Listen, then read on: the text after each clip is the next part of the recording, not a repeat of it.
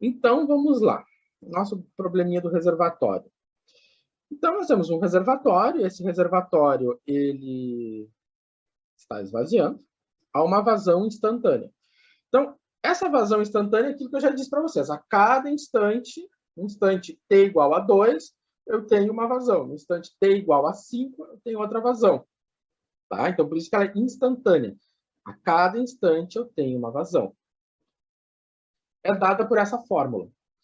Esse sinal de menos tem muito a ver com o problema, porque é um esvaziamento. Ou seja, a minha função em questão ela está decrescendo. Qual é a função em questão? O volume. Ou seja, o volume do reservatório está diminuindo. Né? Então, por isso que nós temos aquele sinal negativo. Bom, aí tem aquelas perguntinhas, né? Qual a variável do problema? Né? Quais são as variáveis que nós temos? Bom, a vazão. Eu não enxergou nada, mas tem uma vazão. Vazão é uma variável. É uma taxa. Essa taxa está relacionando quem com quem? Volume com tempo. Então, eu tenho como variável vazão, né? Volume e tempo. Três coisas estão variando. Porém, a vazão é uma relação do tempo, do volume com o tempo. Certo? Então, são essas minhas variáveis do problema. É isso que eu tenho no problema. Qual é a variável independente? Aquela que corre solta. Ou seja, da qual todas as outras dependem dela. Né? É o tempo, né? Porque a vazão, nitidamente, na própria expressão da vazão, ela está dependente do tempo. Então, a vazão depende do tempo. Consequentemente, o volume também depende do tempo. Porque se eu tenho um reservatório, a cada instante, o meu volume, eu tenho um volume. Tá? Se a cada instante eu tenho uma vazão, imagina o que vai ser do volume. A cada instante eu tenho um volume. Certo? Então, meu volume também depende do tempo. Claro, o volume pode depender da geometria, Isso a gente vai até fazer alguns problemas com isso, né? E lá, o professor da hidráulica vai dizer assim, para eu fazer um esvaziamento, eu vou depender da geometria. Ok, mas aqui nós não estamos levando isso em consideração. Né? E, portanto, então, o meu tempo é variável independente. Tá. Qual a equação diferencial do problema? Bom, a equação diferencial do meu problema vai ser quem? É a que está posta, né? Q é igual àquela coisa toda ali, né? Mas quem é o Q? Né? O Q é a taxa de variação do volume no tempo. Né? Q é a derivada do volume em relação ao tempo. Então, uma equação diferencial tem que ter uma derivada, senão não é equação diferencial. Então, a minha derivada em questão é a derivada do V em relação ao tempo. Então, a minha solução, a variável resposta, né, a solução do meu problema é o volume. Ou seja, é o volume, ou seja, é a solução do problema, né? A solução que eu vou buscar é a função que descreve o volume a cada instante. Então, qual é o objetivo, né? O objetivo, né, é obter a função para o volume, né, que descreve o volume em cada instante.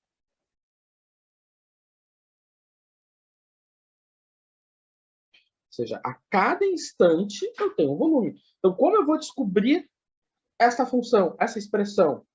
Bom, eu vou ter que, né, resolver a equação diferencial. E quando eu descobrir essa função, eu descobri a solução. Ou seja, a solução da equação diferencial é essa função. Tá? Bom, vamos adiante. Então, essa descrição do problema ela é importante agora no começo para situar o que nós estamos fazendo. Né? Então, Ctrl+C, Ctrl+V do SOR, né? O SOR e os seus Ctrl+Cs e Ctrl+Vs. Né? Então, vamos escrever a equação diferencial.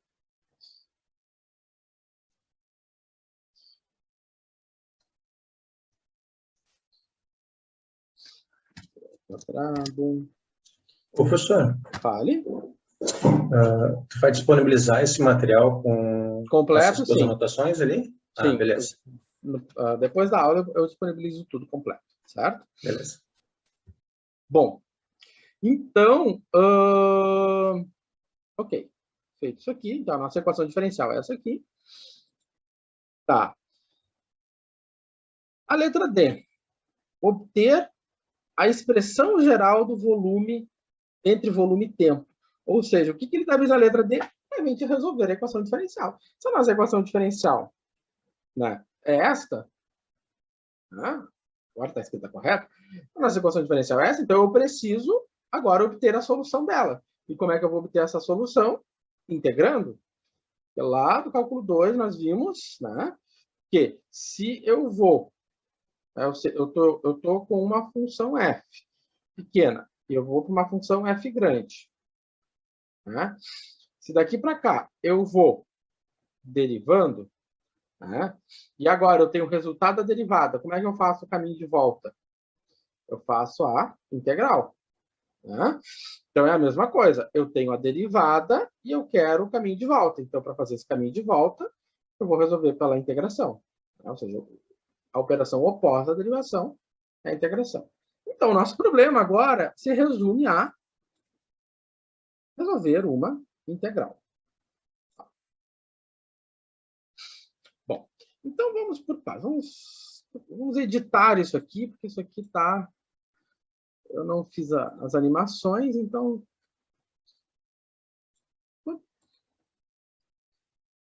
Enquanto isso, vocês vão tendo um spoiler.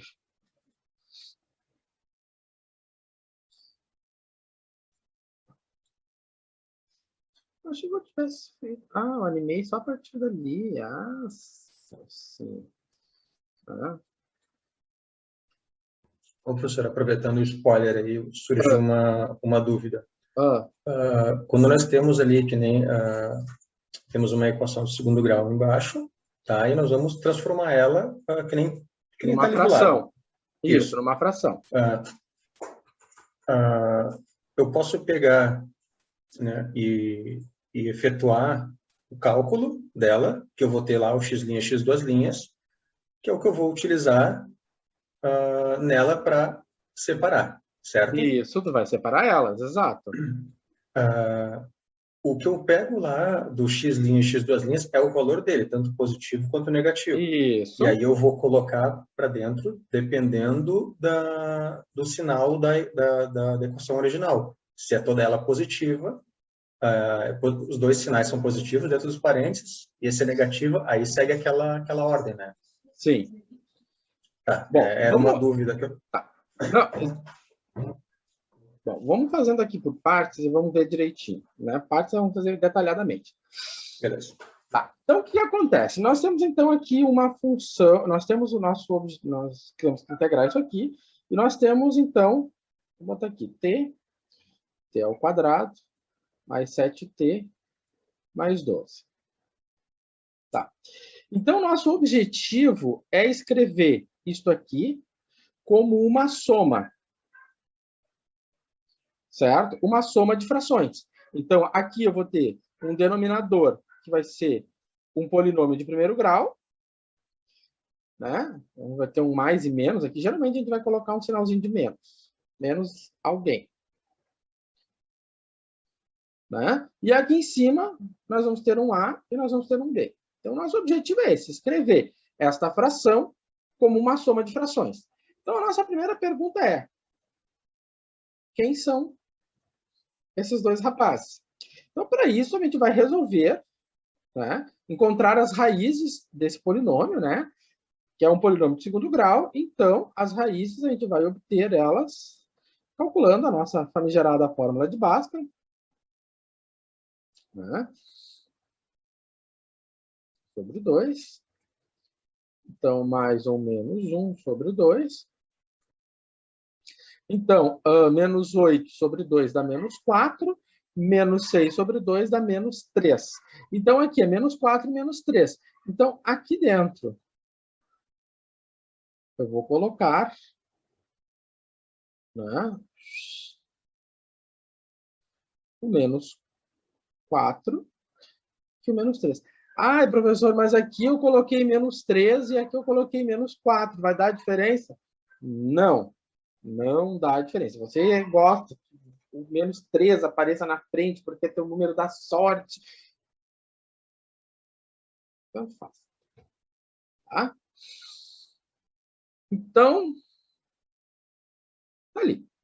Então, o que acontece quando eu tenho menos vezes menos? Dá mais, né? E aí, então, por isso que dá para dizer que quando eu tenho, né? Quando eu tenho a minha raiz negativa, aqui vai ser mais 4 e aqui vai ser mais 3. Ah, professor, então quer dizer que se aqui fosse 4, aqui seria menos 4, aqui 3 menos? Sim. Né? Sempre trocando o sinal. Beleza, então chegamos aqui. Agora, o nosso problema consiste em determinar quem é o A e quem é o B. Quem é o A, quem é o B. Né? Isso é um problema agora. Então, para determinar quem é o A e quem é o B, nós vamos somar, né, esse meu lado direito. Então, o que vai acontecer? Vai ficar t ao quadrado, mais 7t, mais 12, igual. Como é que eu somo duas frações? Multiplico os denominadores. E aí faço A vezes t mais 3, né? Aquela historinha, né? A gente faz essa multiplicação em cruz, mais B, professor, T mais 4. Né? Ou seja, AT mais 3, BT mais 4. Ok. Os denominadores, eles são iguais, né? Ou seja, t ao quadrado mais 7t mais 12 é igual a t mais 4 vezes t mais 3. Se você fizer essa continha aqui, t mais 4 vezes t mais 3, vai recair aqui. Portanto, eu vou trabalhar só com os numeradores, né? Porque daí nós vamos limpar, né, a nossa área de trabalho.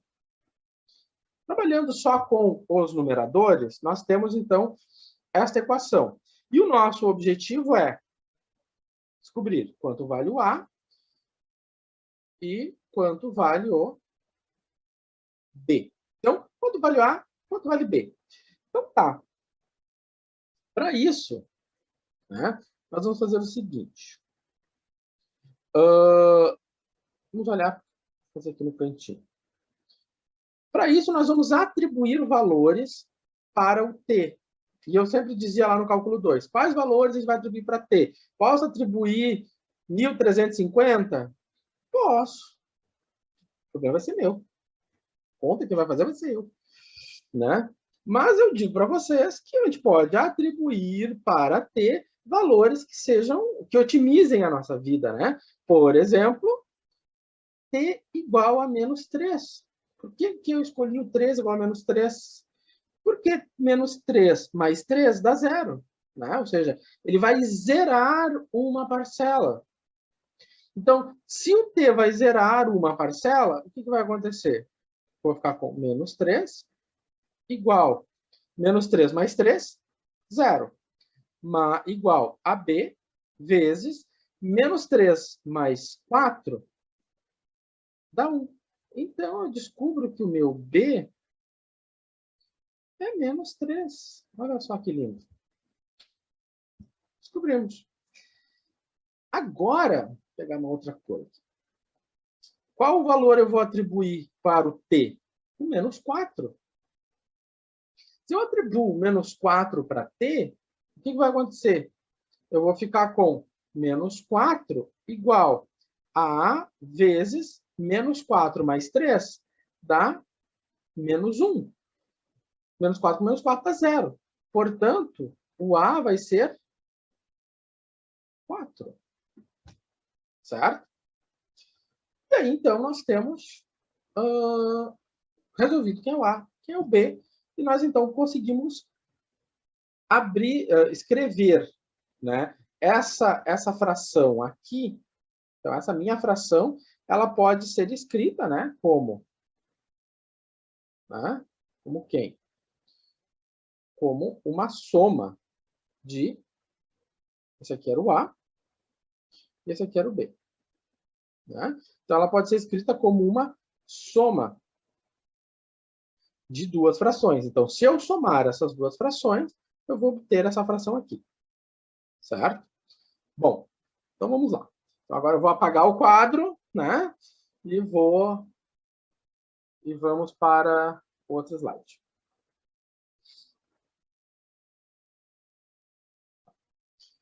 Então, não se preocupem correndo, copiar, porque isso aqui já está resolvido ali, direitinho, vocês viram.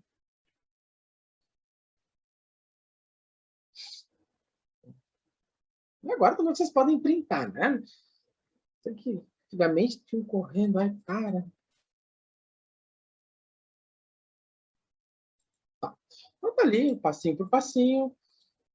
Tararã, tararã, tararã.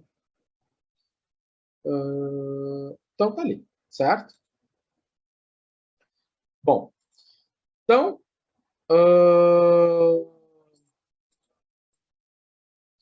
tá.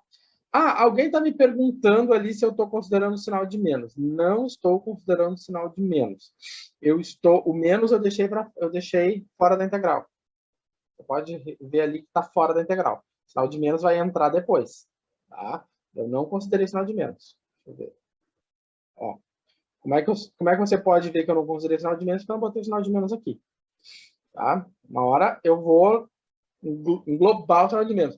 Pode considerar desde o começo? Pode considerar desde o começo, não tem problema. Né? Certo? Então, nosso objetivo é resolver essa integral. Nós decompomos quem? A fração que está dentro da integral. Agora eu vou resolver a integral. Então tá. Agora eu vou resolver a integral. Certo? Então, aqui está o menos do 3, né? Então, o B era menos 3 e o A era 4. Tá, tudo certinho aqui. Tá. Então, tá. Então, o que acontece? Quando eu tenho... Então, agora eu sei que essa fração corresponde a essa soma. Essa soma aqui corresponde... Né? Quando eu tenho uma soma de integrais, isso também é bem importante retomar essas propriedades de integração. Né? Quando eu tenho uma soma de integrais, essa integral da soma vira uma soma de integrais. Então, eu posso escrever a integral, né, dessa fração e a integral dessa fração. O 3 e o 4, eles são constantes, né? Então, agora ficou menos 4, por quê? Porque aqui era mais 4 e eu tenho esse menos aqui. E aqui era menos 3, ficou mais 3 por causa desse menos aqui. Certo? E aí eu vou correr lá na tabela de integração, e aí nós vamos nos deparar com a nossa boa e velha du sobre u. E a nossa boa e velha du sobre u é ln de u. Né? Do módulo de u mais c. Como o nosso t é tempo, e tempo é sempre positivo, então nós podemos até dispensar o módulo. Mas eu vou botar o módulo por uma questão de... já estou acostumado. E aí, então, logaritmo de t mais 4, isso aqui é logaritmo de t mais 4, e aqui é logaritmo de t mais 3. Ok, sem mistério. Tá. Bom, mas quem fez cálculo 2, lembra, né? Quem fez cálculo 2 comigo, lembra que eu gostava das propriedades logaritmos, né? Que tinha propriedades logaritmos no final, ia lá e pegava a tabela dos logaritmos e tal. E aqui vai aparecer de novo, né? Aula que vem, na outra aula, também vai aparecer bastante. Então, o que eu tenho aqui? Nós vamos pegar a tabela. Isso aqui é uma tabela, está lá na segunda aba do Moodle. Na segunda aba do Moodle está lá tabelas. Na tabela de integração, no final dela, vocês têm essa tabelinha aqui. Certo? Então, tá. Então, tá aqui. Beleza. Então, olhando para essa tabelinha, aonde é que eu vou começar? Eu vou começar por aqui, né? Porque aqui eu tenho A vezes logaritmo de B, né? Que é o A vezes o logaritmo de B. Bom, isso aqui pode ser um A, isso aqui é um A. Então, o que essa propriedade está dizendo para mim? Que esse número aqui vai vir aqui para cima. Esse número aqui vai vir aqui para cima. Né? Beleza. Então, vai ficar logaritmo de t mais 4 elevado a menos 4, logaritmo de t mais 3 elevado na terceira. Simplesmente apliquei essa propriedade dos logaritmos. Agora, qual propriedade eu vou considerar? Eu vou considerar a primeira. Por quê? Porque eu tenho uma soma. Eu tenho uma soma de logs. Soma de logs corresponde a uma multiplicação de logs. Então, dessa maneira, eu posso multiplicar os logs. Tá? Então, eu tenho uma soma de logs, corresponde a uma multiplicação de logs. Certo? Pode ser? Pode. Só que a gente é bom lembrar da propriedade das potências, que quando a gente tem um expoente negativo, o que a gente faz com o expoente negativo? Ele vira um denominador. Ele cai, ele vai para baixo. Certo? E aí, então, nós temos esta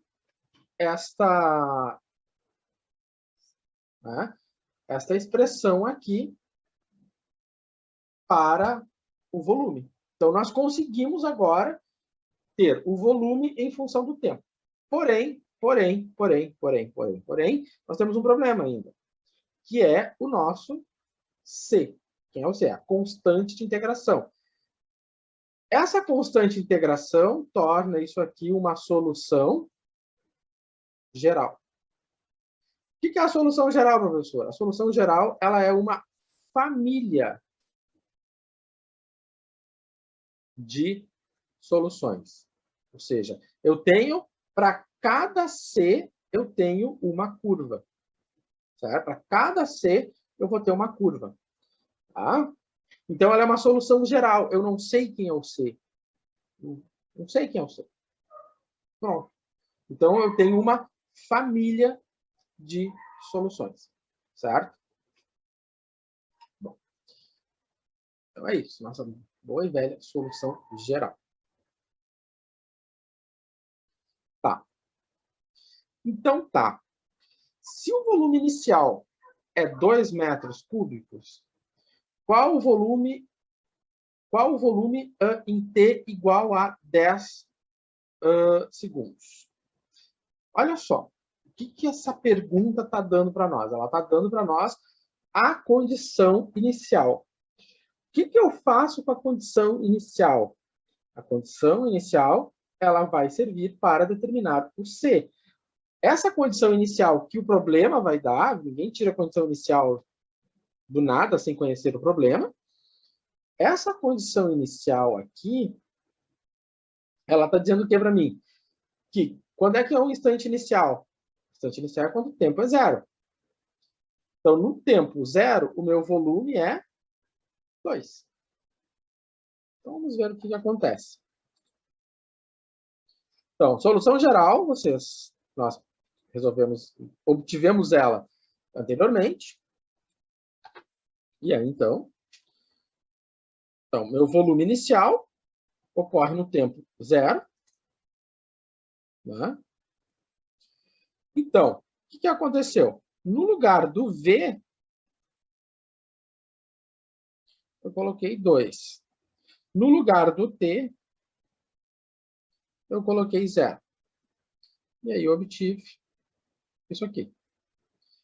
E aí a minha incógnita do meu problema é descobrir quanto é o C. Então, para essa condição aqui, eu vou ter esse valor do C. Então, o C é ela depende da condição inicial. Se eu tivesse outra condição inicial, se eu tivesse um reservatório de 10 metros cúbicos, o meu C era outro. Tá? Mas para essa condição inicial, eu vou obter um C. Bom, como é que eu vou obter um C agora? Eu vou pegar a minha calculadora. Eu vou fazer a conta. Tá? Fazendo a conta, né? Como é que eu fiz a conta? Eu fiz logaritmo de quanto? de 27, que divide, né, 64 vezes 3, vezes 4, dá 256? Acho que é isso. Enfim. Lá peguei a calculadora e deu menos 2,24. Né? Isso quer dizer o seguinte, que eu posso ter logaritmo negativo? Pode. Ou seja, quer dizer que o meu numerador é menor que o denominador. Né? Só por questão de curiosidade para saber por que eu tenho um número negativo. Ok, então agora o que eu faço com esse número aqui, que é o resultado desse logaritmo que a calculadora me deu? Eu passo esse número para o outro lado e ele vai somar 4,2, tarará, tarará. Então, o meu C é 4,24, né? Então, essa aqui é a minha solução particular. Essa aqui é a expressão que rege o volume, né? A expressão que rege o volume do reservatório. Certo? Vamos ver o que acontece com ela. Tá? Então, aqui está a minha solução particular e aqui está a minha solução. Aqui está a minha solução geral e aqui a minha solução particular. Repara, na minha solução particular eu calculei o C que depende da minha condição inicial. Né? Agora eu vou resolver o restante do problema, porque até agora nós trabalhamos apenas com a primeira parte desse problema. Agora nós vamos continuar resolvendo o problema. Agora eu vou avançar na vírgula. Né? Qual o volume quando t é igual a 10? Né? Então, vou avançar na vírgula. Bom, 10, V de 10 é igual a ln. Então, vou botar 10 mais 3, 13. 10 mais 4, 14. Faço a continha, calculadora, e descobri que o volume 10 segundos depois é 1,38. Faz sentido essa resposta? Faz, né? Porque quando a resposta tem que fazer sentido, a gente tem que avaliar para a resposta. Vocês, como engenheiros, têm que olhar para o número que vocês obtiveram e perguntar: esse número condiz com o problema? Ele é coerente? Né? Então, ora, quer dizer o seguinte, que quando t é 0, o meu volume é 2. Então, quando t é 10, o meu volume deu 1,3, ou seja, ele está aqui. Realmente, ele está fazendo algo desse tipo. Tá? Então, realmente, está coerente, ou seja, nós estamos andando no caminho certo. Então, esse tipo de questionamento é bem importante na hora de resolver um problema. É coerente?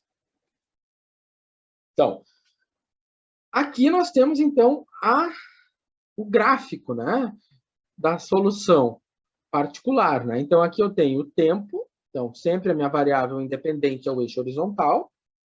E o meu eixo vertical vai ser a minha variável dependente, o V. Então, aqui, ó,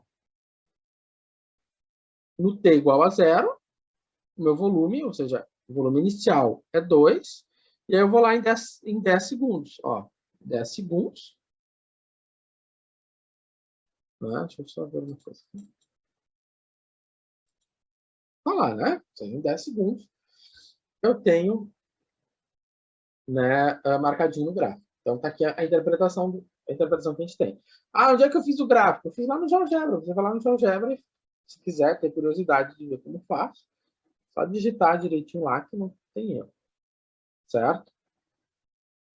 O gráfico é importante, por exemplo, para ilustrar, né, a resolução do problema. Dá para ver aqui, claramente, né, o meu volume é um furinho bem pequeno, né, porque ele está indo, ó, demorou para começar, ó, foi indo, foi indo, foi indo. Então, ele está esvaziando. Um dia, ele vai esvaziar completamente. Tá? Dá para saber quando isso vai acontecer? Dá. A gente tem essa expressão aqui, aplica uma daquelas técnicas lá do cálculo numérico e vocês descobrem para qual t o meu v vai ser 0. Certo?